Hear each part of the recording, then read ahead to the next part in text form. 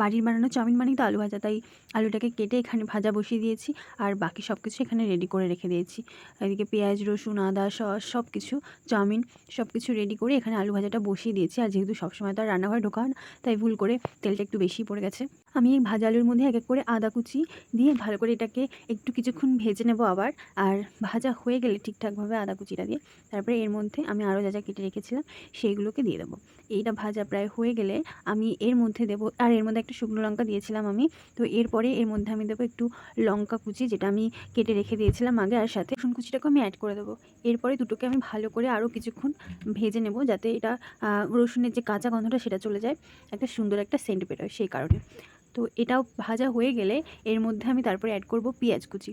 সেই পেঁয়াজ কুচিটা দিয়েও আমি কিছুক্ষণ এটাকে আবার ভেজে নেব, যাতে পেঁয়াজটা যতক্ষণ না নরম হচ্ছে হালকা, ততক্ষণ আমি এটাকে ভেজে নেব। কারণ চাউমিনের মধ্যে খুব একটা বেশি নরম করারও দরকার নেই পেঁয়াজটা, এই কারণে। আর তারপরে ডিম কুচি সব কিছু আমি দিয়ে দিয়েছিলাম, সেটা আর দেখাতে পারিনি। তো এই চলো, আমার চাউমিন পুরো রেডি হয়ে গেছে। সোয়া সস, টমেটো সস সব কিছু আমি একসাথে দিয়ে দিয়েছিলাম। এটা এবার সার্ভ করার পালা।